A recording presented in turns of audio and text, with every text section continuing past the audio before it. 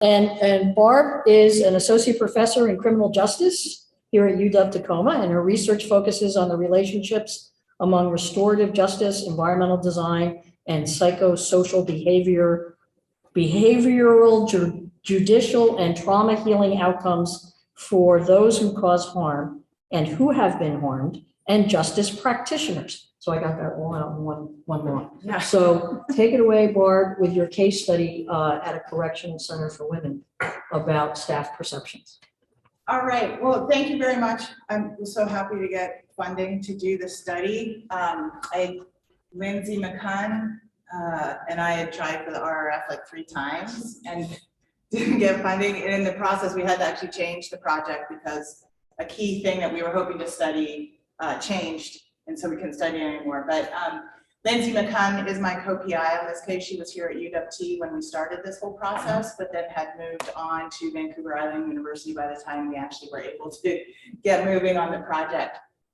So what we were interested in, we were really bringing together my interest in architecture and environmental design in the justice context, and Lindsay's background in psychology, both environmental psychology, but also organizational psychology, and really interested in how were correctional staff experiencing their jobs in terms of commitment to their jobs, citizenship behaviors, or like those times when people will kind of just go out of their way to help people up and above what their job responsibilities are, as well as this notion of corrections fatigue, which is a particular type of fatigue related to working in a correctional environment, but then how they were using the natural environment as a way to mitigate fatigue and possibly boost organizational commitment and pro-social behaviors.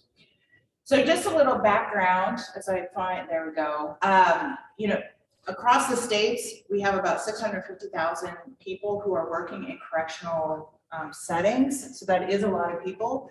And a lot of people do go into the work because they want to help people. They see it as a helping profession. While they may be aware that there are dangers, I think when they get on the job, they realize the dangers and the stress that go along with it. And when you look at stats about correctional employees' health and well-being, they do typically show high levels of stress, high levels of trauma, and other mental health considerations. And some studies even report that these are higher than if you're a police officer. So we were, as I said earlier, we were looking at kind of this mix of what were levels of corrections fatigue and organizational and operational stressors that are part of corrections fatigue, job commitment, positive work behaviors, and then their connection to the physical environment. So we were measuring then the affective organizational commitment, organizational citizenship behaviors, corrections fatigue, and workplace adversity, with a particular interest in their ability to find respite when they're on the job. And then also measure their perceptions about and use of the landscape areas within the prison. And I'll tell you a little bit about what this prison was.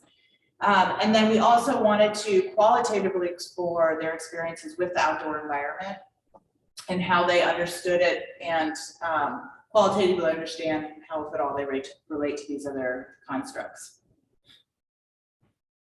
So the study took place at Washington Correction Center for Women, which is just across the bridge over there in Purdy. It was chosen for various reasons. One, I already had connections there, so it's much easier to do research in a prison where you're known.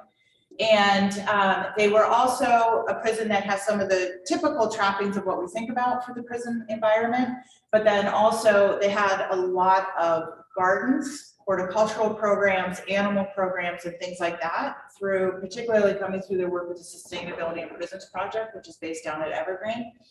So it really became a natural place to look at what was going on.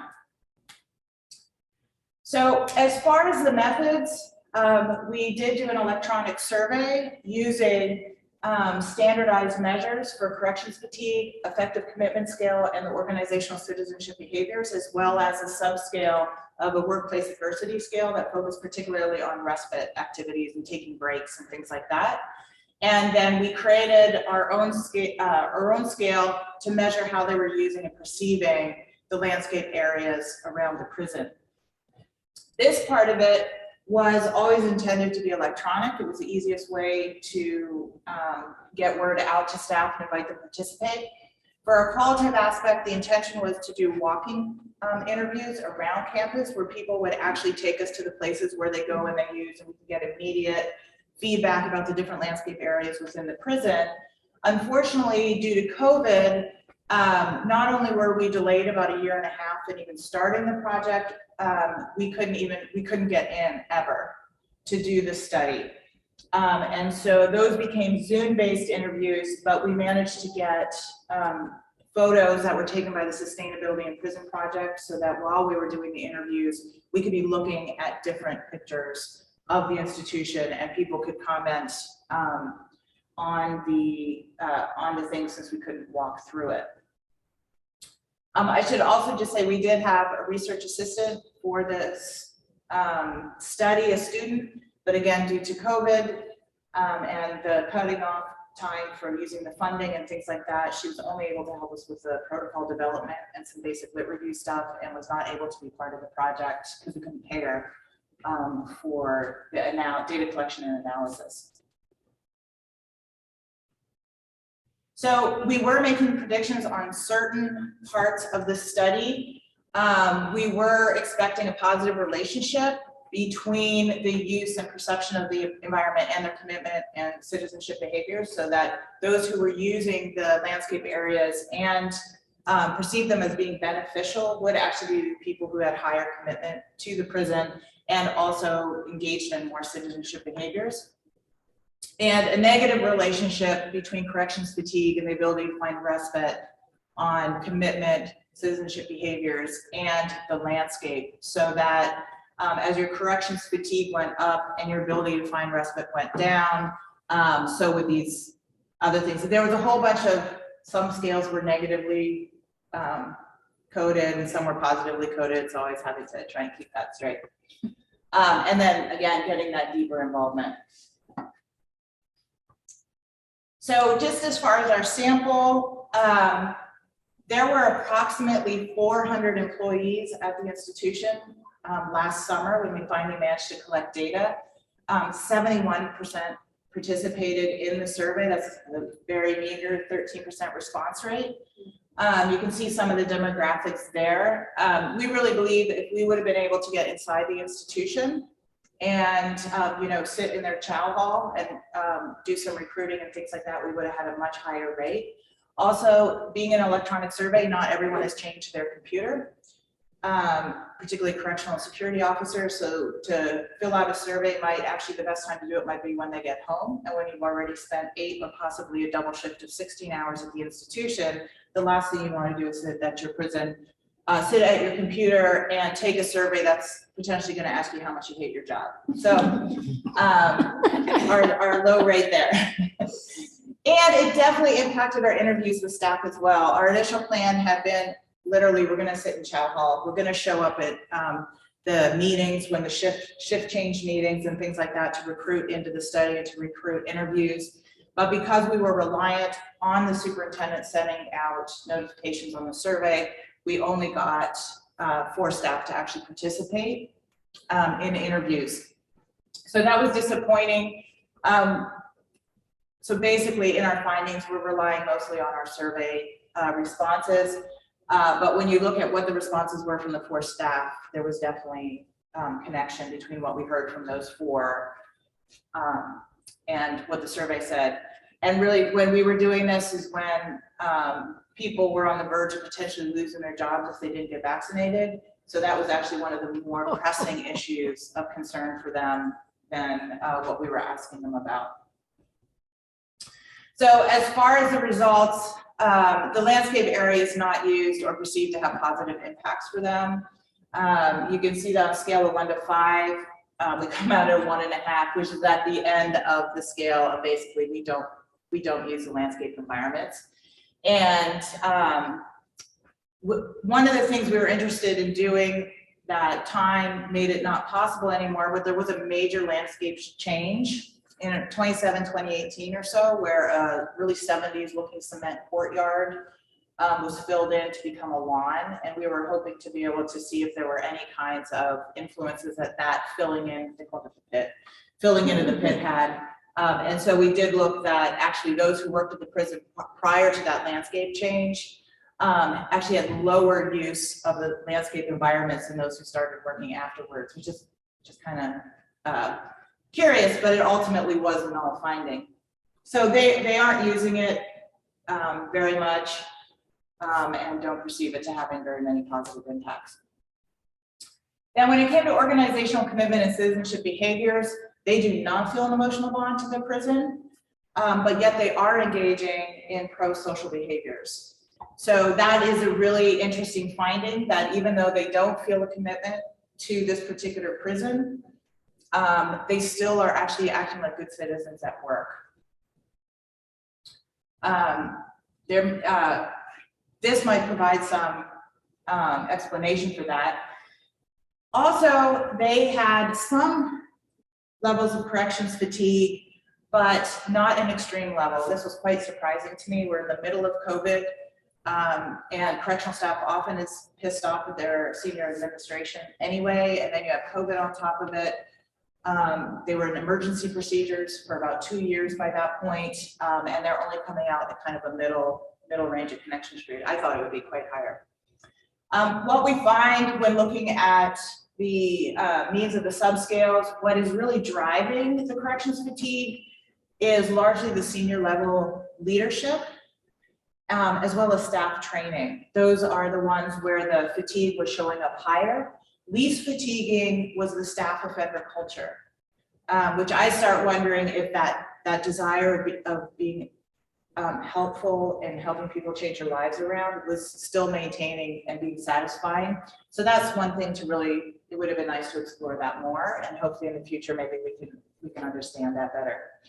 What was neutral was the facility quality in this corrections fatigue scale. There's a place like, you know, I have bright lighting in my office, my work area is clean, things like that. So it's starting to get at the notion of the physical environment, and they were pretty neutral. It comes out just a little bit above the 3 on that. So they don't find an ability to relax on their job. Not surprising there, and it shows up both physically and mentally. And really, when we start looking at questions related to space and landscaping and their respite activities or patterns, they aren't using the landscape areas because they're not just interested in it, or they go about their day and don't even notice that there's landscaped areas. You know, it becomes an unconscious thing. Also, no time to use it. Breaks aren't long enough to actually get to a place, or not dedicated for staff. Privacy and being able to get away from the women who are incarcerated there is really important to them. And so there's no landscaped areas except for the smoking pit where they can actually get away from the women as well as be outside. So non-smokers will go to the smoking pit as well, which is what someone talked about in the 4 interviews. Whoops. When we look at the correlations, did find some correlations that the more fatigue you had, the less likely you were to be able to relax. The higher levels of fatigue, less use of the landscape to deal with it, and less ability to relax led to less use of the landscape. And the more organizational commitment, the more use of the landscape. So there was some correlation on those 4 points, but not on any of the other ones. So, oh yeah, with the qualitative, some of the things that came up, particularly around the landscape, since that's my particular focus, is that they're not interested in the areas. Management is sending a message to them that they're not allowed to be in the spaces because that's space for the women, or don't walk on the grass because it'll ruin it, that sort of thing. That's common in prisons, don't walk on the grass. And then the perception that it's all for the women and not for the staff themselves. So there are definitely some implications for this. We kind of are twofold in this study, one the academic, theoretical, research-oriented side of things, but also we'll be writing a technical report for the Washington Department of Corrections as well as for the administration of this particular prison. And so looking at kind of what do we do with some of these findings that we found, and definitely want to be looking at what's behind what exactly is it about the senior level leadership and staff training that's causing fatigue, and how can these factors be addressed to reduce fatigue and increase commitment.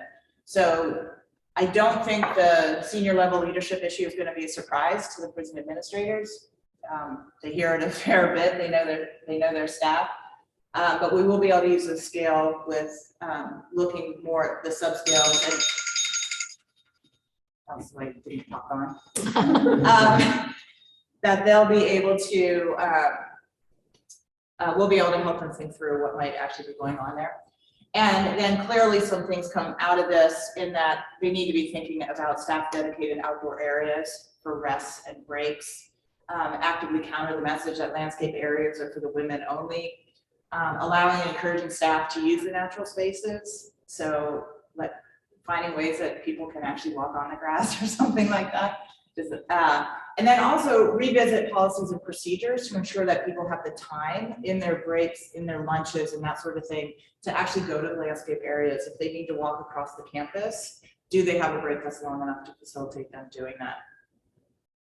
So our next steps are to, do our publications, obviously, but working more closely now and shifting in that way to work with the Department of Corrections and WCCW, finding out what kind of other sub-analyses they would like to have done to better understand the data, and kind of see how they react to it. And so immediate next steps are to get with them, talk about what we have, and then figure out our next steps with them, what it means for the data.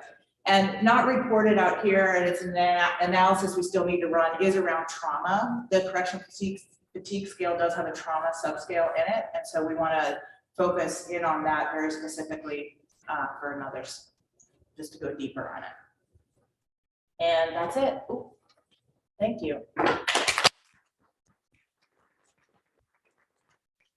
Barb, do we have any quick questions for Barb? So you're planning to do the follow-up this coming year with the DOC? Yeah. Yeah. Okay. Cool. Yeah. Now that we kind of have our findings all nicely organized, it's at a point where we can talk with them. And the intention would be to get that all scheduled before the year is out, so that we're moving forward with that focus in the new year. And can you actually get in and do in-person studies now? Like, if you wanted to we follow haven't up with tried them? yet. I haven't tried. Okay. I think certain types of people are allowed into the institution. I don't know whether research is their priority Okay. for getting people in, because I think they're still getting their programs back Okay. up and running. Yeah.